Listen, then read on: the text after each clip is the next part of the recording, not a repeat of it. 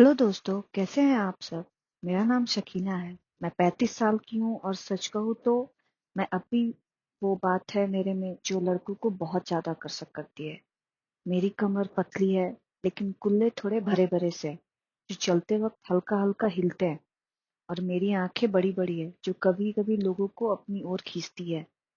मैं विधवा हूँ। मेरा पति 2 साल पहले ही एक हादसे में मर चला गया था और अब मैं अपने ससुर जी के साथ रहती हूँ। वो मेरे लिए सब कुछ है। मेरे पिता जैसे, दोस्त जैसे, और कभी-कभी थोड़े से ज्यादा गरीब भी लगते हैं। आज मैं आपको अपनी एक कहानी सुनाने जा रही हूँ जो बस से सफर करने के दौरान हुई थी। ये बात उस दिन की है जब मैं और मेरे ससुर जी, जिनका नाम हरिशंकर है, एक बस में सफर कर रहे थे। हमें गांव से शहर जाना था, एक रिश्तेदार की शादी के लिए। बस पुरानी वाली थी और बहुत ही ज्यादा आवाज कर रही थी। और सरकारी वाली जिसमें सीटें टूटी फूटी होती है और लोग एक दूसरे से सटकर बैठते हैं। सफर लंबा था, कम से कम 10 से 12 घंटे तक, क्योंकि रास्ता पहाड़ी थे और बस धीरे धीरे चलती थी। मैंने साड़ी पहनी थी, लाल रंग की, जो मेरे बदन पर अच्छी लगती है। ससुर जी ने कुर्ता पैजामा पहना था। वो हमेशा ऐसे ही रहते हैं, सिंपल लेकिन मजबूत दिखते हैं। उनकी उम्र बचपन के आसपास होगी, लेकिन शरीर अभी भी कसा हुआ, जैसे जैसे गांव के काम से बना है। बस स्टैंड पर हम पहुंचे और बस में चढ़े। सीटें भरी हुई थी, लेकिन हमें 2 सीट मिल गई, साइड वाली, जहां 2 लोग साथ में बैठ सकते हैं। मैं खिड़की वाली सीट पर बैठी और ससुर जी मेरे बगल में। बस शुरू हुई और धीरे धीरे रफ्तार पकड़ी। बाहर पहाड़ पहाड़ दिख रहे थे, हरे भरे, और हवा ठंडी ठंडी आ रही थी। मैंने ससुर जी से कहा, ससुर जी ये सफर लंबा है, थकान ना हो जाए। वो मुस्कुराए और बोले, बेटी तू चिंता मत करो, मैं तेरे साथ हूँ। अगर थकान लगे तो मेरे कंधे पर सो जाना। उनकी ये बात सुनकर मुझे थोड़ा अजीब लगा, लेकिन अच्छा भी। बस चलती रही और हम बातें करने लगे। ससुर जी ने पूछे, सीख सकीना तो कैसी है आजकल, घर में अकेलापन तो नहीं लगता। मैंने कहा, नहीं ससुर जी, आप है ना, लेकिन कभी कभी रातें लंबी लगती है, नींद नहीं आती। वो बोले, हाँ मुझे भी लेकिन हम साथ हैं, हम एक दूसरे का सहारा दे सकते हैं। अगर कभी जरूरत पड़े तो बता देना, मैं संभाल लूंगा। उनकी बात में एक गहराई थी, जैसे वो मेरी हर परेशानी दूर करना चाहते हो। मैंने मुस्कुराकर कहा, हाँ ससुर जी, आपका ही सहारा तो है अब मेरे लिए बस। मैं थोड़ी हलचल हुई क्योंकि रोड खराब था। बस हिचोली खा रहे थे और थोड़ा इधर उधर हो रहे थे। एक बार तो मैं ससुर जी के तरफ झुक गई और मेरा कंधा उनके कंधे से टच हो गया। वो बोले, आराम से बेटी, आराम से बैठो, अगर जरूरत पड़े तो मेरे गोद में सर रख लो। गोद ना, सोचा ये क्या बोल रहे हैं, लेकिन वो हंसते हुए बोले, मतलब मेरे पैरों पर नहीं, बस के कंधे पर। मैं हंस पड़ी, लेकिन दिल में एक अजीब सी हलचल हुई। लेकिन असल में ससुर जी का मतलब सिर्फ आराम से था। समय बीत रहा था और बस में गर्मी हो गई। मैंने अपने साड़ी का पल्लू थोड़ा सरका दिया, क्योंकि पसीना आ रहा था। ससुर जी ने देखा और बोला, गर्मी लग रही है, मैं पंखा चला दूं। बस में पंखा कहाँ, लेकिन वो अपना कमीज से हवा करने लगे। उनकी हवा मेरे चेहरे पर लग रही थी और थोड़ी मेरे गाल पर भी। मैंने कहा, ससुर जी, आपकी हवा बड़ी अच्छी लग रही है। वो बोले, हाँ मैं जानता हूँ कैसे हवा देनी है और आराम दे। बस आगे बढ़ते रहे और हम खाने की बात करने लगे। मैं घर से पराठे लाई थी और ससुर जी ने कहा, बेटी तुम मुझे खिलाओगी ना, मेरा हाथ थक गया है। सफर में सफर से मैंने हंसकर एक पराठा उनके मुंह से डाला और वो चबाते हुए बोले, वाह तेरे हाथों का स्वाद अलग ही है। फिर बस में अब अंधेरे होने लगा क्योंकि शाम हो रही थी। लाइट्स जलाई गई थी, लेकिन दिन सी ससुर जी ने कहा, सकीना अगर नींद आ जाए तो सो जाना, मैं जागता रहूंगा। मैंने कहा, नहीं ससुर जी, मुझे नींद नहीं आ रहा। आप अपने बारे में कुछ बताओ, आपकी जिंदगी में क्या क्या हुआ, या फिर वो कैसे चल रही है। वो बताने लगे अपने जवानी की कहानी, कैसे वो गांव से काम करते थे, कैसे मेरे पति को बड़ा किया। लेकिन बीच बीच में वो कहते, बेटी तू मेरे तरह मजबूत बन, शरीर को कस कर रख। शरीर? मैंने पूछा, शरीर? मैंने कुछ पूछा। ससुर जी कहे, कैसे? वो बोले, रोज व्यायाम कर जैसे मैं करता हूँ, सुबह उठकर दौड़ना और शाम को थोड़ा सा वजन उठाना। लेकिन उनकी बात सुनकर लगता था जैसे वो मेरे शरीर की बात कर रहे हैं, लेकिन असल में वो सिर्फ हेल्थ की बात कर रहे थे। फिर बस रुक गया एक ढाबे पर, लेकिन हम नहीं उतरे कि सीट छूट जाती। बस में ही हम बैठे रहे। वहां से कुछ लोग चढ़े बस पे और भर गया।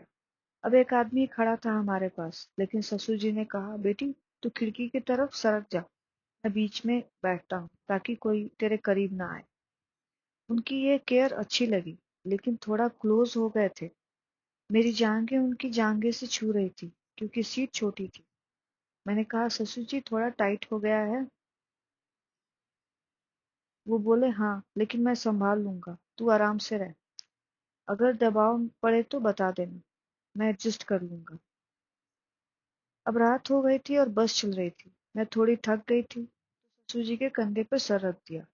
वो बोले, आराम से रख बेटी, मैं हिलूंगा नहीं। उनकी सांसें मेरे बालों में से लग रही थी और दिल में एक अजीब सी फीलिंग आ रही थी, क्या होगा अगर।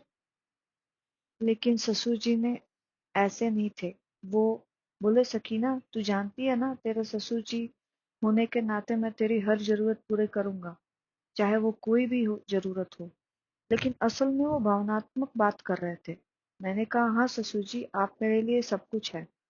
बस में अब सन्नाटा था, ज्यादातर लोग सो रहे थे। ससुर जी ने मेरी तरफ देखा और कहा, बेटी तेरी साड़ी थोड़ी सरक गई है, संभाल लेना। मैंने देखा पल्लू थोड़ा नीचे आ गए। मैंने ठीक किया, लेकिन वो बोले, तू इतनी सुंदर है जैसे कोई फूल में तेरी। पर तू परेशान मत हो, मैं तेरा रक्षा करूंगा। हमेशा सुंदरता का रक्षा लगता है, जैसे वो कुछ और ही कहना चाहते हैं। लेकिन नहीं, फिर ससुर जी ने अपनी कहानी जारी रखी, कैसे उनकी शादी हुई, कैसे वो अकेले हो गए। जब सास जी गुजर गई तो वो बोले, अब तू ही मेरा सहारा है और मैं तेरा, एक दूसरे को पूरा करते हैं। लेकिन असल में परिवार इस दुनिया में हमारा कोई नहीं था। घर में और इस समाज में हम दोनों एक दूसरे के सहारे थे, लेकिन अच्छे वाले हम दोनों माँ बाप वाले थे। ससुर जी भी मुझे अपनी बेटी मानते थे और मैं भी ससुर जी को अपनी बाप मानती थी। फिर समय बीतता रहा, बस में ठंड लगने लगी। मैंने कहा, ससुर जी ठंड लग रही है। वो बोले, आ मेरे कमीज में आना, मैं गर्मी दूंगा। फिर मैं थोड़ा सा करीब सरक गई और उनकी बाह पे और कंधे पे सर रख दिया। बोले, ऐसे ही रह, मैं तेरे शरीर को गर्मी दूंगा। लेकिन असल में वो सिर्फ केयर कर रहे थे, जैसे पिता। हम बात करते रहे। गांव के रिश्तेदार की ससुर जी ने कहा, सकीना तू कभी सोचती है दोबारा शादी करने के बारे में? मैंने कहा, नहीं ससुर जी, आप है ना, दोबारा शादी नहीं करूंगी क्योंकि मुझे किसी पर विश्वास नहीं। आप ही मेरे सब कुछ हो। वो बोले, हाँ लेकिन अगर कोई अच्छा मिले तो मैं खुद करवा दूंगा तेरी शादी। लेकिन फिलहाल मैं तेरी हर खुशी का ध्यान में ही रखूंगा। फिर रात गहरी होती गई और बस एक टर्न पर झटका खा गई। मैं ससुर जी की गोदी में गिरने वाली थी, लेकिन उन्होंने पकड़ लिया। उनकी बाहें मेरी कमर पर थी। वो बोले, संभाल बेटी। मैंने पकड़ लिया और फिर वो तुरंत हट गए और बोले, सॉरी अगर गलत लगा मैंने तो। मैंने कहा, नहीं पापा जी, आपका ऐसा संभालना बहुत अच्छा लगा। लेकिन हम फिर बातों में लग गए। ससुर जी ने अपनी जवानी की एक कहानी सुनाई, कैसे वो एक लड़की से मिले थे लेकिन शादी नहीं हुई। वो बोले, जिंदगी में कुछ बातें जरूरी होती है जो पूरी नहीं होती, लेकिन अब तू है तो सब ठीक है। मैंने कहा, पापा जी नींद बहुत आ रही है, मैं सो जाऊं क्या? पापा जी ने कहा, हाँ बेटी तू बेफिक्र होकर सो जा, मैं हूं, सब देख लूंगा। फिर मैं सो गई और पापा जी जगते रहे। पापा जी की इतनी केयर मुझे बहुत अच्छी लगी। फिर सुबह होने वाली लगी, बस अभी भी चल रही थी। मैंने ससुर जी से कहा, ससुर जी रात अच्छी कटी? वो बोले, हाँ तेरे साथ समय जल्दी बीतता है, तू मेरे लिए स्पेशल है। फिर हम नाश्ता करने लगे। बस में ही जी ने कहा, बेटी तू मुझे फिर से खिलाती है तो अच्छा रहता। मैंने खिलाया और बोले, तेरे हाथों में जादू है जो छूते ही अच्छा लगता है। बस शहर के करीब पहुंच रहे थे, ससुर जी ने कहा कि ना ये सफर यादगार रहेगा, लेकिन एक बात बताओ। हाँ ससुर जी, बोलिए। मैंने हमेशा सोचा था तुम मेरी बहू नहीं बल्कि मेरी बेटी जैसी है, लेकिन कभी कभी लगता है जैसे हमारा रिश्ता और गहरा। लेकिन फिर वो बोले, दरअसल मैं तेरे लिए एक रिश्ता देख रहा हूँ, एक अच्छा लड़का जो तेरी देखभाल करेगा। मैं नहीं चाहता हूँ कि तू अकेली रहे। मैंने कहा, नहीं पापा जी, आप हो ना, मुझे किसी चीज की जरूरत नहीं है। फिर मेरे सब जरूरतें पूरा कर देना, मुझे किसी और की जरूरत नहीं। इतना कहकर मैंने पापा जी को गले लगा लिया। फिर वो बोले, ठीक है, पहले हम शादी पर जाने दो फिर देखते हैं। फिर शहर पहुंचते पहुंचते बस रुक गया। हम उतर कर ऑटो लिया। रिश्तेदारों की शादी का घर पास में ही था, लेकिन सफर की थकान अभी बदन में थी। ससुर जी ने मेरा सामान उठाया और बोले, बेटी तू आराम से चल, मैं संभाल लूंगा। शाम को शादी है, तैयार हो जाना। मैंने हामी से भरी, लेकिन मन में बस रात की बातें यादें घूम रही थी। फिर शादी के घर पहुंचकर हमें कमरा मिला, छोटा सा, लेकिन दो बेड थे। मैंने साड़ी पहनकर नहाने का सोचा, लेकिन ससुर जी बोले, सकीना पहले तू नहा ले, मैं बाहर घूमता हूँ। लेकिन अगर पानी गर्म ना हो तो बता देना, मैं अब गीजर चेक कर लूंगा। उनकी ये केयर हमेशा की तरह थी, लेकिन आज कुछ अलग लग रहा था। नहाते वक्त मैंने सोचा, क्या ससुर जी सच में सिर्फ पिता जैसे हैं या दिल में कुछ और है। मैं ज्यादा सोच रही थी।